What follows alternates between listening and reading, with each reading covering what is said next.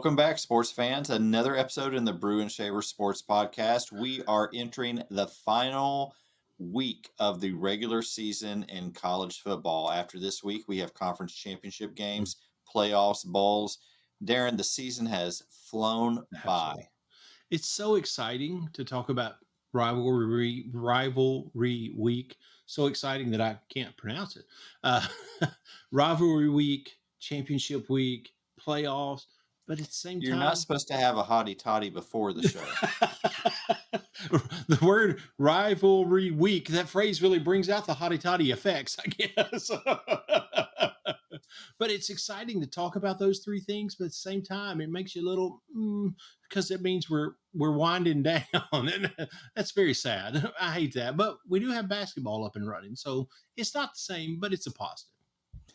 We want to wish a happy Thanksgiving to everybody this week. Hope Absolutely. you are spending the holiday with Yep. friends and family and taking time to be thankful for all the good things in your life. Following that Thanksgiving dinner, instead of going Black Friday shopping, sit at home, do whatever you need to do, and then enjoy the Egg Bowl, which is usually an entertaining game. I'm not so sure it's going to be that entertaining this year, Darren, But but you never know. And then that evening, we have Georgia and Georgia Tech facing Yep. off. Speaking of Georgia, Darren, Georgia has punched its ticket Yes. via upsets from last weekend. They are in the SEC championship game. Their opponent will be decided in a huge game this Saturday at Kyle Field in College Station. Yep. The Texas Longhorns, the Texas A&M Aggies. Whoever wins is going to the SEC championship game. I saw today, Darren, that these are already the highest priced tickets. Yeah, I think I'm seeing like on some of the third party, like just a couple of different ones. I'm seeing $1,500 just for, I mean, for anything. That's that's in the door pricing, which is just unreal. Yeah, it's crazy, and but they're going to have no problem filling that stadium, and there will be people who want to get in that can't get in. Yep. So it's going to be an absolutely electric atmosphere. Whoever wins goes to the SEC championship game. So let's talk, Darren, a little bit about the playoff scenario right now. I've been hearing from some friends who are Big Ten fans. I know you may be asking, how can they be your friends? I've wondered that myself at times because they're really living it up right now. Yeah. Talking about, look at all the Big Ten teams that are in here. Yeah. And I'll give them credit. You look at Oregon and Ohio State; those are legit title contenders. Absolutely. Other than that, I think Penn State's a fraud. I think Indiana is a fraud. Come on, let's be realistic here. But it is what it is right now. It looks like the Big Ten is going to be well represented in the playoff scenario. Does Indiana have another game, or are they done already? I think they've got. I don't know who they play, but I think they've got one more, like some kind of rivalry something. They got Purdue, don't they? That's it. That's it. I knew it was a team in Indiana. I was just drawing a blank. Yeah.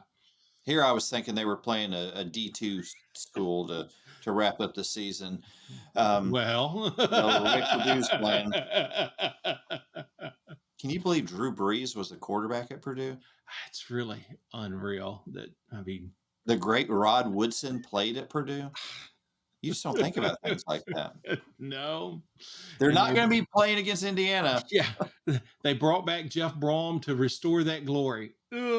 It's a slow build. Things take time. Let's give him. For a second, I thought you were going to do the Dr. Phil impersonation. How's that working for you? How's that working out? So let's talk a little bit about the SEC teams that are in the playoff, according to our projections. And every Tuesday, the official projections come out, the seeding. And so right now, Texas is, if they beat A&M, Darren, we were talking before the show, I think they're in even if they lose the SEC championship game to Georgia. Absolutely. However, if they make it to Atlanta to play Georgia really has to win Yeah. to get in. And honestly, that's probably kind of foreshadowing a little bit of our conversation that we're leading into. Georgia winning is probably a good scenario for the rest of the SEC as well, because that puts Georgia in, Texas is in. But yes, unfortunately, I think you're spot on. Georgia loses, that puts them at, let's say if they win out and beat Georgia Tech this week, they're at 10-2. I think that puts them at 10-3, and I don't know what 10-3 looks like. I mean, we're going to talk about that, but as far as knowing for sure we're in, that they've got to get that automatic bid. And let's not overlook the final games, as we learned this past weekend with A&M Right. losing to Auburn, Ole Miss losing to Florida, Mm-hmm. devastating loss. Mm-hmm. And how about the humiliation that Alabama endured at the hands of the Oklahoma Sooners? Incredible upsets, again, showing how solid the SEC is and how nothing can be taken for granted. Yeah. Georgia has to beat Georgia Tech. Yep. Tennessee is in, but they have to beat Beat. Vanderbilt. That's right. There are no easy games in the SEC. Even if you look at how bad a season Kentucky is having, they're putting up a fight in every game. Mississippi Yep. State is not laying down for anybody. Yep. So, regardless of the records that we see, every game is a dogfight, and that's a big if. If Tennessee loses, they're not in. That's If right. if if Texas loses to A&M, that raises a whole lot of conversation right there. Absolutely. So you don't know Georgia Tech if they pull off a miraculous upset against Georgia. There goes the Bulldogs. Which Georgia Tech has enjoyed being spoiler this year. I mean, they are pretty much the ones that pulled the pin on Florida State and said, "Hey, guess what? These guys are beatable." I mean, from the get go, and then they beat Miami. Was that 2 weeks ago? They beat Miami.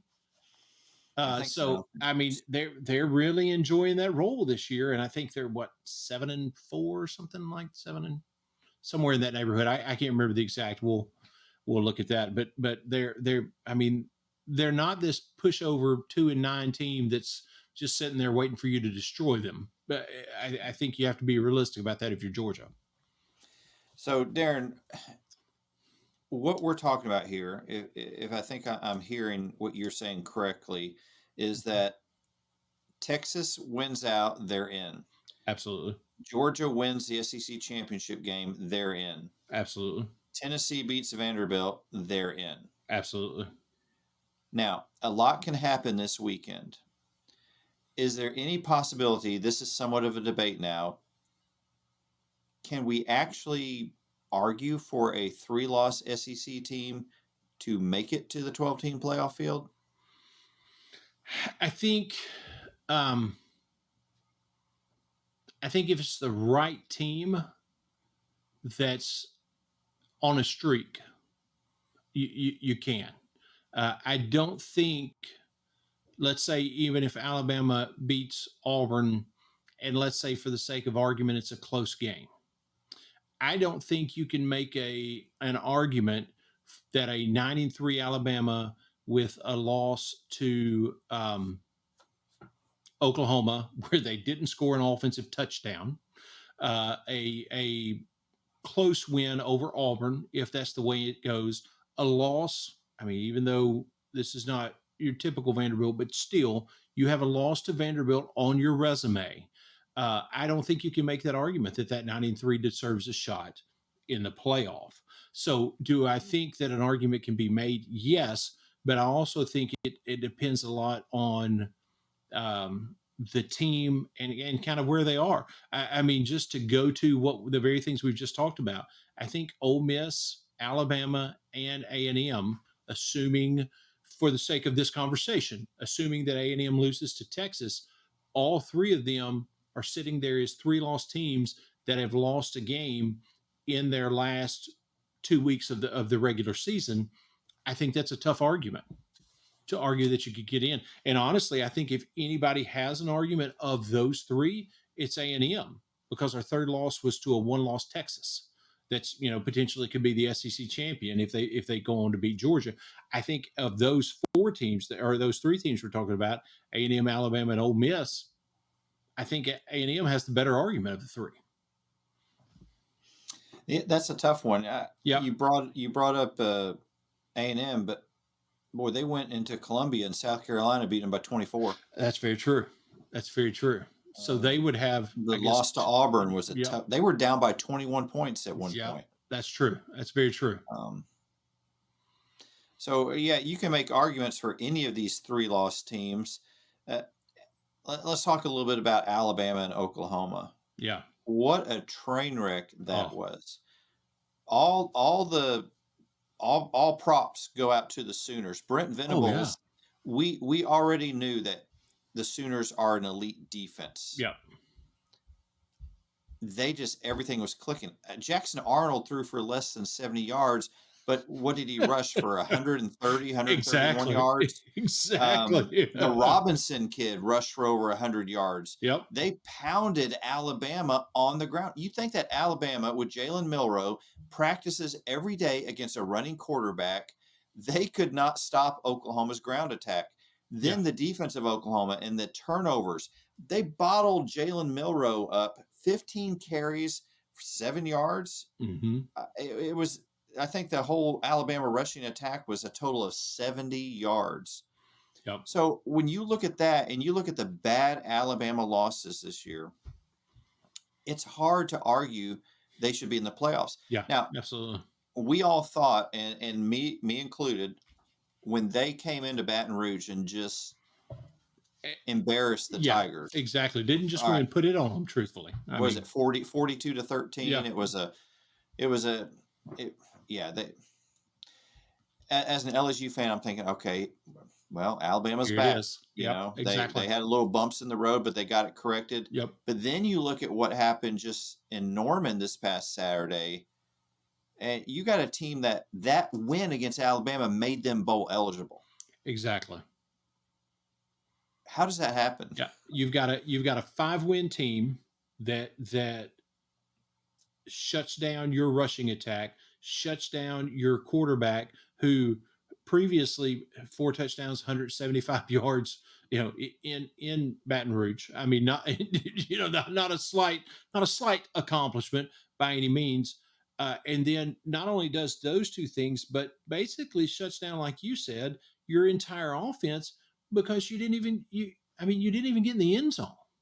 Yeah. You're Alabama with an offensive head coach, that has risen to where he is because of his offensive prowess. And I'm not saying that mockingly; that's a legitimate statement. He is, but you came in and you shut that down as Oklahoma as a 5-win team. That's a death blow from a resume perspective. If you want to talk about the playoff for Alabama, when you put all of those confines around it or all of those qualifiers around it, it makes it an even uglier loss than it already is just from the outside looking in.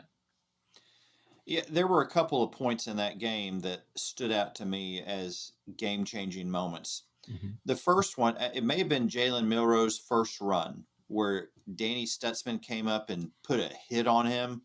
If you go back and watch, I've watched this 3 or 4 times. Milroe is on the ground and he just looks over at Stutzman. It's almost like he was wondering who just hit me. I don't think he's used to getting hit like that. Right.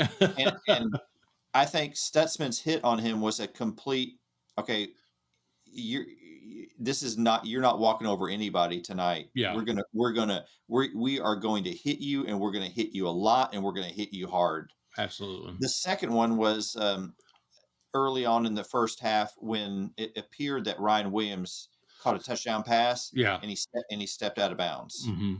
That would have put Alabama up 7-0. Yep. Then you have Oklahoma playing from behind. I know Alabama went up 3-0, but that's 3 is different than 7. Yep. Would that have made a difference? I think at the end of the day, it was Oklahoma's night. I know Alabama fans are whining about the horrific call in the second half when it looked like Ryan Williams had a touchdown catch and the ref said illegal touching because he was covered up. Yeah. That was an atrocious call. But at that point in the game, Oklahoma had dominated Alabama. Yep. So you can't put it back on the officiating. Yeah, it was a bad call. But Oklahoma, it was just their night. Yeah, I agree completely, and like you said, I think one of the big things that you take away from that moment where that touchdown is called back up 7-0 as opposed to 3-0, you do have that cushion of even if Oklahoma goes on a drive, you can still stop them and you still come out of that drive with a lead. And Oklahoma's entire dominance was the run game, even with their quarterback. If you're playing from behind, that affects play calling. Even that early on, that affects play calling. So I think that definitely could have made a difference. But I also think you make a great point. Sometimes it's just your night. Sometimes it's just your game to win. And I think that was Oklahoma's night for sure. Yeah, no question about it. It was a great scene in Norman. Uh, Yep. they rushed the field a little early, kind of like the Arizona State BYU game, but Oh, that was bad. they got that figured out, and so congratulations to the Oklahoma Sooners on a huge win. Now, this is not the Nick Saban Alabama Crimson Tide, but again, Right. you're beating a brand that's been recognized as being Absolutely. among the best programs in the entire Mhm. country. So it's a big win. You can't diminish that win on any No. level.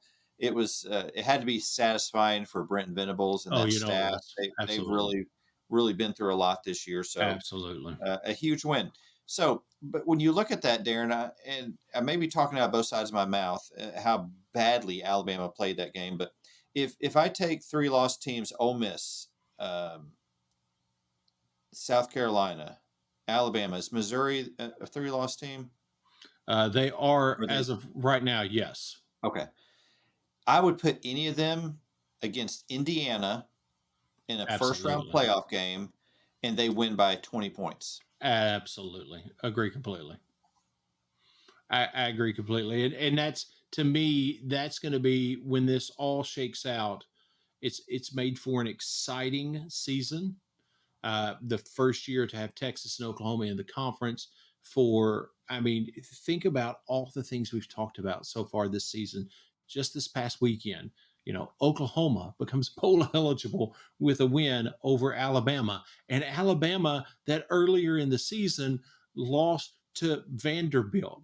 A&M lost to Notre Dame and then rolled off, however many consecutive wins to their slip up that we talked about earlier against Ole Miss. I mean, there's been so much excitement, but when it all kind of shakes out, that beating up of one another is what's going to allow room for an Indiana that has played one team in the top 3,000 and lost to them. So, but they're still going to be sitting there at 10 and assuming that they beat Purdue this weekend, at 10 and whatever and going into the playoff, which is, I mean, a little unreal, but it's also what the back and forth the entire season of the SEC has opened up that room. Yeah, it's tough. What do you do? Yep. Do SEC teams shy away from tough non-conference games in the future? Mhm. I think the committee really is going to define the path forward Yeah, after the conference championship games.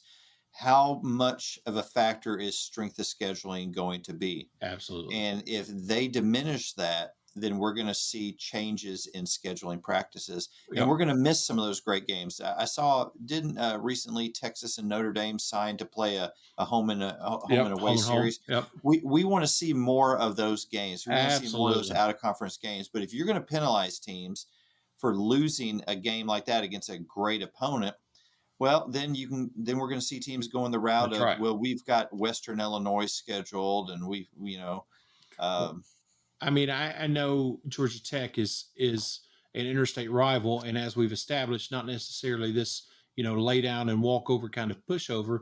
But I mean, look at Georgia. Playing, I can't even remember who their non-conference opponent was last week. Truthfully, it was that insignificant of a game. Playing them and Massachusetts. yeah, UMass. That's right. Which, by the way, they allowed 21 points by UMass team. That's a little piece of a conversation at some point down the road. That should not ever happen when Georgia is playing UMass. But anyway, so you beat UMass and you beat Georgia Tech, both non-conference teams, only one of them even bowl eligible. I mean, UMass has like one win. I mean, there's something like that. I can't remember their exact UMass, but they're not bowl eligible. But you've played yourself into the conference championship basically because that's was your final two games that you had scheduled, non-conference games. You avoided this, at least this past weekend, the crazy of all the conference games, and it looks like you're going to be able to do the same, even though Georgia Tech's in there for the ready, but you kind of look like you're in the same spot because you have two non-conference less than 8-win teams to wind up your schedule. That's going to be a benefit to Georgia. Yeah, and you make an important point, Darren. SEC schools traditionally they have that week in November where they play one of these teams, whether Absolutely. it's a Mercer or a UMass or whoever. Absolutely. They play one Wofford. of these Yep. teams. Wofford, yeah. So, yeah, I can understand that's an important point. So, but And right now, go ahead. no. Go ahead. You might be going to ask the question that I was going to throw out. So go ahead. No, I was going to go back to our playoff scenario. Yeah, that's where I was headed. Go ahead. Go ahead. So we're looking at Texas. If they win this week, Yep. even if they lose in the championship game, they're in. Tennessee wins this week, they're in. Absolutely. Georgia has to win. They have to beat Georgia Tech, and they have to win the SEC championship. Absolutely. So, any teams on the outside looking in, we talked about that we would make the case for South Carolina. Yep. With wins against OU, Kentucky, A&M, Vandy, Missouri. Very close. A 2-point loss to Alabama, a 3-point loss to LSU. Yeah, really, their only ugly loss is an Ole Miss team that I mean, up until this week, seemed like they were setting the world on fire till Florida showed up. But anyway, go ahead. Yeah. So that's kind of where we are right now. Yeah. And I think honestly, when it's all said and done, if Georgia were to lose to Texas, let's say everybody wins out like we're talking about, Georgia loses to Texas, you've got what would that be? A 12-1 Texas team that's obviously in, and a 10-2 Tennessee that's obviously in. I think a 9-3, or I guess at that point it would be a 10-3.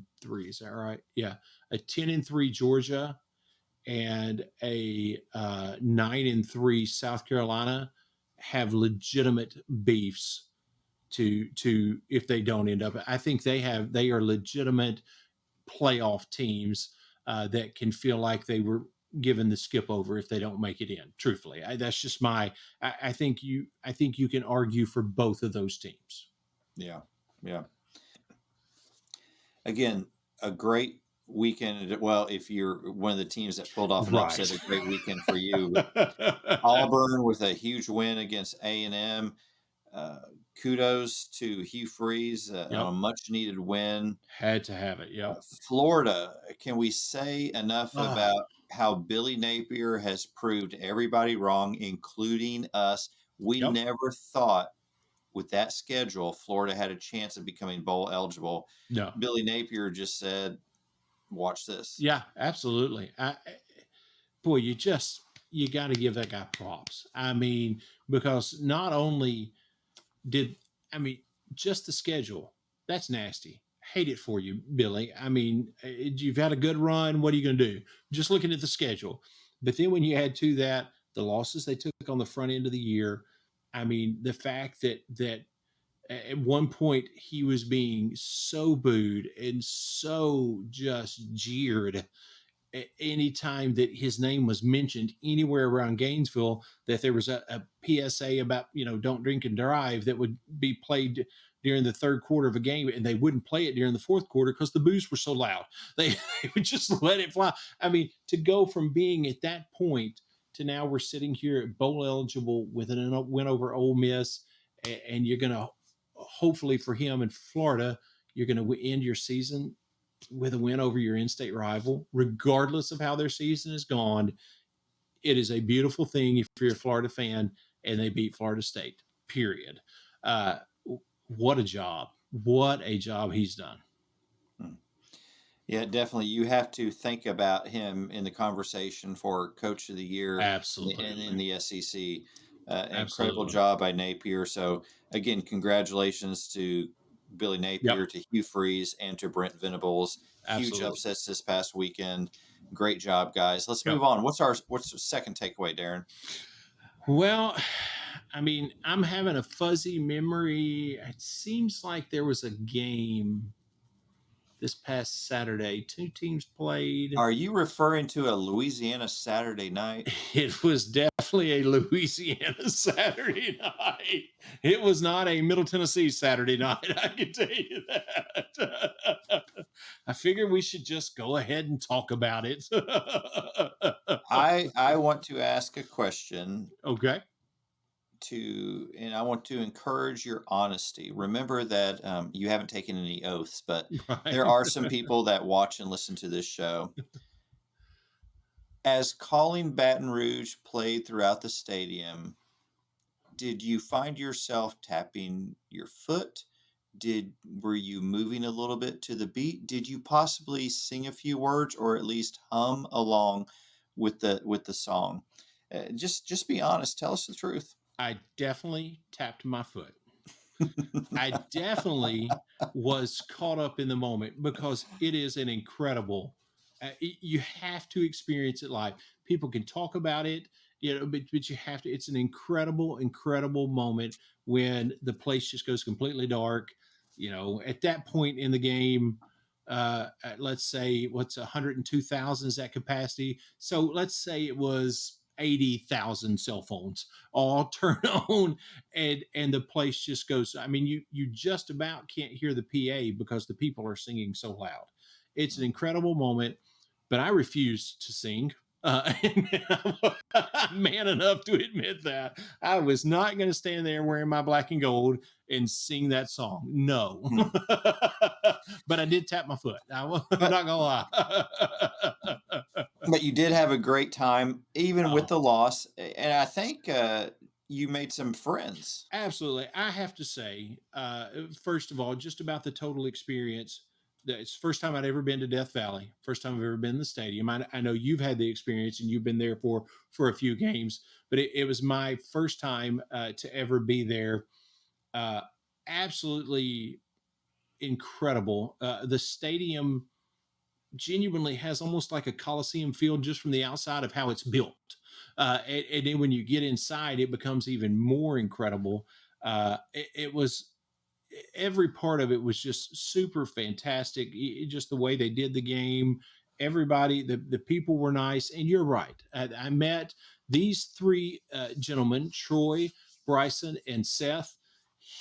Huge Tiger fans. Matter of fact, Seth on the far right, his family has had season tickets since he was 5 years old to LSU games. He was showing me pictures before the game started, before kickoff, of pictures he'd taken on his phone of the night of the Alabama game and just how packed and just hugely packed the place was.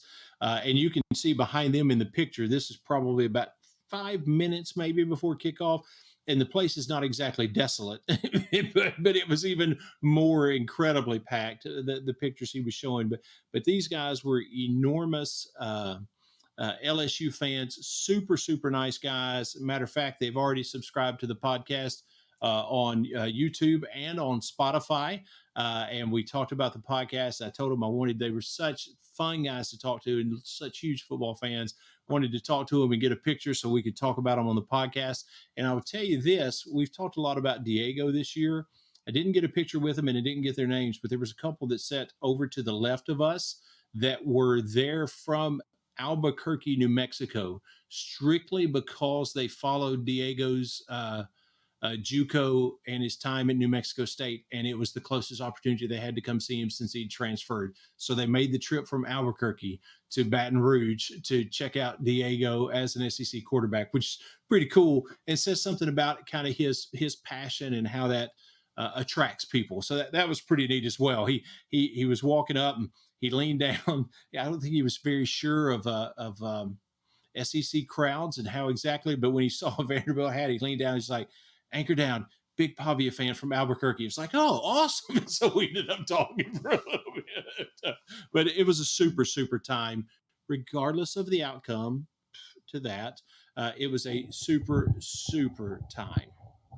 They look like great people in front of you. Yeah, they were super No, fun. good deal. And talking about that game, I know that was a tough loss for Yeah, Vanderbilt.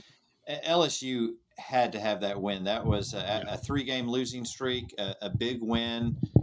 The defense played better, although Vanderbilt caught them off guard at opening pass. yes. Um, it goes back to what Brian Kelly was saying about Hmm. assignments, Hmm. staying in your assignments.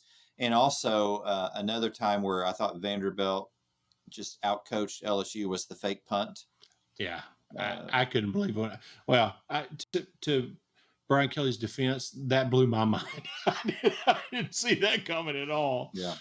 But I tell you, I felt like I had a pretty good feel of what the outcome was going to be, even if it ended up being close. And honestly, it ended up being a little bit closer than I felt. And I got to throw this in. Shout out to JT Jazzy Chef.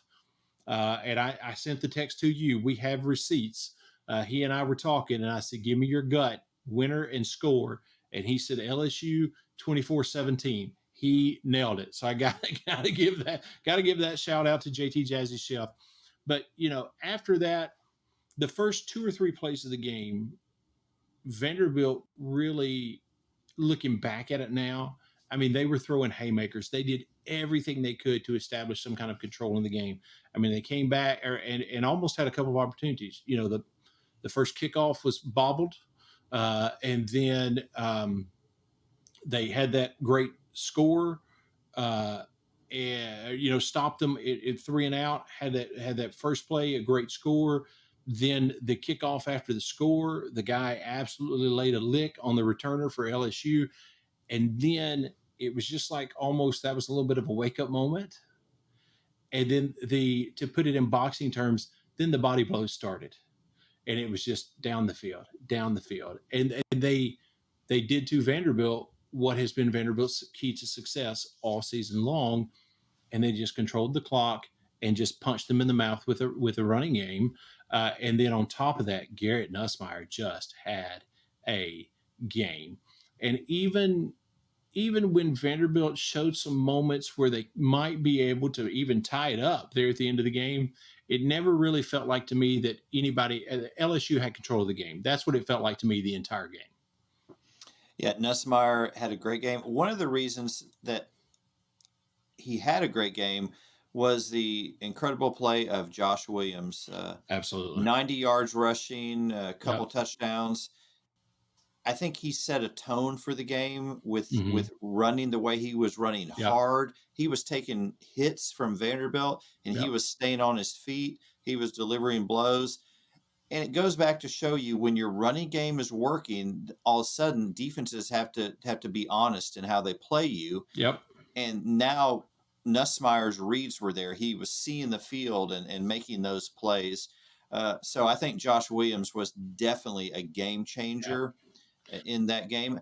And on the other hand, one of the things I noticed, Darren, is that the Diego Pavia, at least from my perspective, that I Mhm. watched play against Alabama and lead his team to victory, I saw a fresh Diego. Saturday night, I saw a beat up and a tired Diego. This season has taken Absolutely. its toll on Diego Pavia. Yeah, and I think honestly you can say that for, and these are not as excuses. Like I said, I think LSU did everything they needed to take control of the game and kept that. Even when Vanderbilt has some bright spots, I felt like LSU still had control of the game. But I think you look at Diego Pavia, Cedric Alexander, and um, I'm blank now. Eli, the tight end. I'm just blank on his last name. Stowers, Stowers. Thank you. Only thing would come to mind was Stokes. I knew that wasn't right. Eli Stowers. I think when you look at any of those three guys and the way they played this week, and even coming off of look at this week coming off a bye 2 weeks ago, the Auburn game, and then compare that to the Alabama film. I think you see dramatically different players in all three of those guys. I think they're showing the effects of what this kind of offense has to do in the SEC and how hard that is. yeah. Yeah, definitely. Definitely. I'm glad you had a great experience in It was Death Valley. It incredible. was enjoyable, Absolutely. and it's always better when LSU wins. Well, I don't know about that part, but it was such a good experience that even with the loss, it was still a memorable experience. By the way, how are your ankles? All right. Well, they are better than Vanderbilt's. Is that what you're?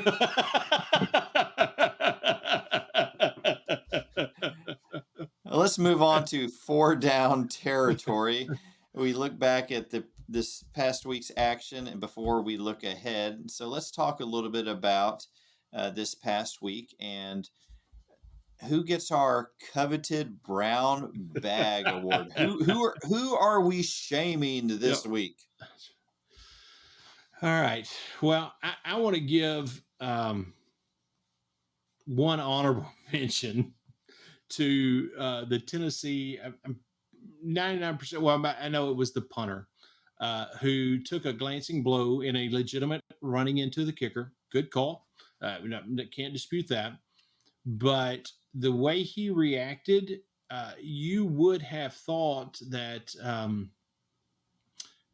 the entire sideline for UTEP had come over and stomped on him, not once, but twice, because there was a secondary flop when he thought he had more eyes from the referee. So, hey, it worked. You got your call. Good on you. But man, was it dramatic. Go search it and find it. I guarantee you can find it on social media. Just look for the Tennessee punter. So that's my honorable mention. But I have to, just because I've talked about is he big game? Is he big lame? Is he Lane Whiffen? Is he not? All of that back. Big game Lane, goodness. Brown bag for Lane Whiffen. You can't do it. It just can't happen. So I hate to do it, but I just don't have a choice. My brown bag is for big game Lane. How about you, Ben? My brown bag also goes to a coach. The SEC has never been short of colorful characters throughout the Mhm. years. We've had coaches that deliver great comments and one-liners at press conferences. We Absolutely. have coaches that are just fun to watch on the sideline, and they Mhm. just have a way with words, and their mannerisms are fun to watch. I don't know what's going on with Eli Drinkwitz. He's my recipient of the brown bag this week. Maybe he's always been like this and I just haven't noticed. But this year, I've noticed more him running his mouth more on the Mhm. sidelines. At the end of the game against Mississippi State, they had the game well in hand. And he starts yelling, and it's caught where on audio where you can hear it, yelling at Mississippi State, using, of course, using some language, and basically saying if they don't shut up, he's going to score again. And I thought, I didn't just hear that, did I? Yeah. Somebody's dubbed that in there. He's not actually yelling at the Mississippi State players inside, is he? And yes, he Yes, is. he is. So I thought a couple of things, Darren. The first thing was, well, yeah, I guess you can tell your guys to try to score, but you're not out on the field. You're not going to Mhm. do anything. You're coaching. The second thing is, who's the adult here? Exactly. Great Now, point. they may have been saying things that warranted a response on his part. I don't know, but I'm like, you're the you're the head coach. Right. So I'm giving him my brown bag just Great for that. call. I don't know how to feel about it. I'm confused about it. It didn't seem right to me. Yeah, agree. Well, let's look ahead to this week. Oh wait, well we got a post game quote. Speaking Uh, of great quotes, exactly. I got all flustered by Eli. Like I forget where I am. We've referred to him as our good friend, and then Well, watch him act the way he's watched this, or watch him act the way he's acted this season. Really kind of throws you off a little bit. I I understand. I'm so confused. I thought for a second I was on the Feinbaum show, and I look over at you, and I'm like, Paul's his appearance has changed. That's not Paul, is it? It's like Wearing a I've never hat to seen cover it up. Paul That's wearing a what. Vanderbilt hat. Where are your glasses? And what's going on here? Paul's got facial hair now. So, but yeah, okay, I'm you know, back to reality. I'm up for Paul Feinbaum with a goatee. Let's talk about that. I think that would work. But anyway, go ahead. I mean, he could pull it off. What can the man not do? That's true. That's a very valid point.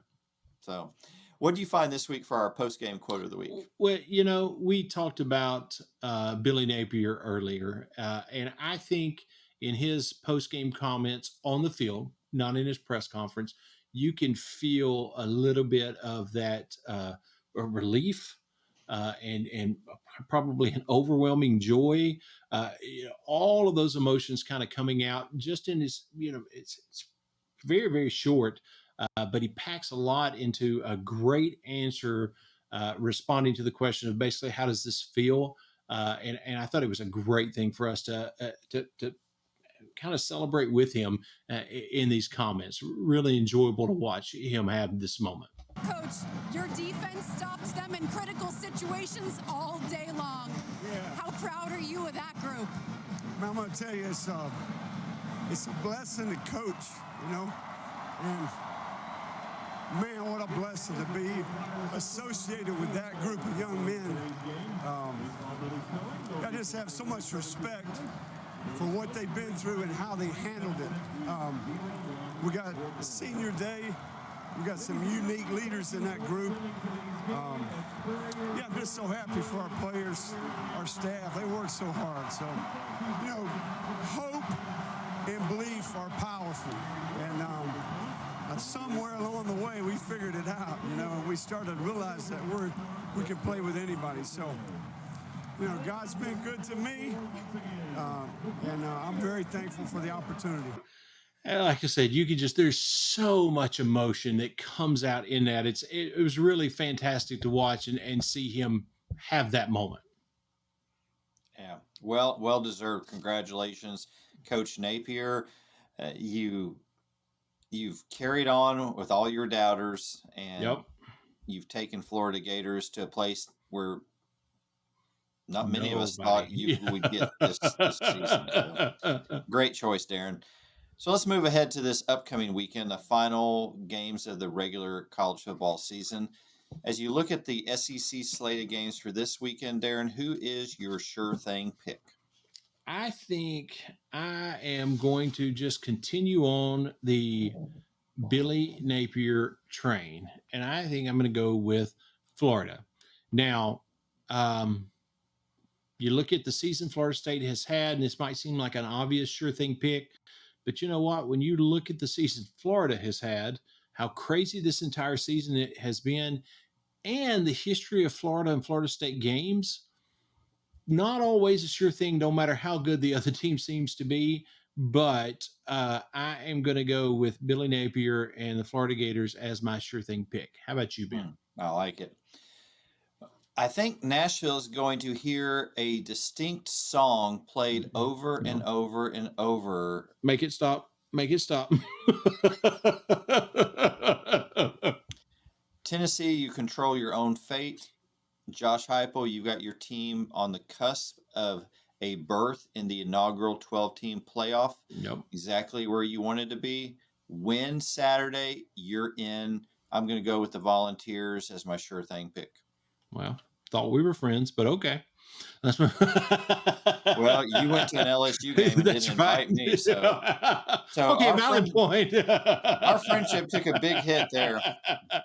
How about your upset pick of the week? Well, I am not going to go with Vanderbilt. It's because, if for no other reason, I am now started off hot when I picked Vanderbilt. I'm now 0-2, so that's out the door. Let's just leave those games alone. But we have talked about this 3-loss South Carolina and how well they're playing. And I think even though Clemson is favored, it is a very slight favorite. And I think that acknowledges how good this South Carolina team is. I think they win this game and continue their climb and making their case for being a playoff team. I think South Carolina pulls the upset and beats Clemson. How about you, Ben? I like that call. In fact, I like that call so much, Darren, I'm going to join you. Nice. And maybe this will be a small step forward in repairing our friendship. Restoration begins. South Carolina, we're going with you. Please don't Come let on. Dabo and Clemson back into the No. playoffs. You have an opportunity to do the country a favor. Yeah. Come on, Gamecocks. Not have to hear Dabo's whining about a Big Ten SEC invitational, whatever. Just put him in his place and take care of it for us. Yeah, I've got South Carolina as well. Awesome. Hey, thanks for listening to the show. If you liked anything that you heard today, maybe we don't expect you to like everything, right?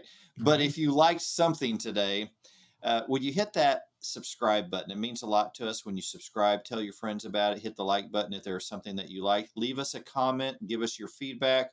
We know you love football. We love football, and we love interacting with you. So thank you for being a part of this. New episodes come out every Tuesday. That schedule is going to get a little changed up because of travel with, we both have other jobs, and also with when the final playoffs come out, we'll make some alterations, but we'll let you know. If you subscribe, you don't ever have to wonder. You'll always be notified when a new episode comes out. So thank you for watching. Until next week, you take care.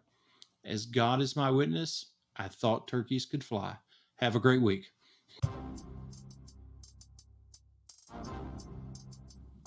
Thank you for making the Brew and Shaver Sports Podcast your go-to sports show. Be sure to subscribe, rate, and review our show if you haven't already. Your feedback is so important. Let us know what you think about this week's show. Send an email to brewandshavers@gmail.com or a text to our text line 318-390-3599. We look forward to hearing from you. Thank you again for listening to the Brew and Shavers Sports Podcast. See you next week.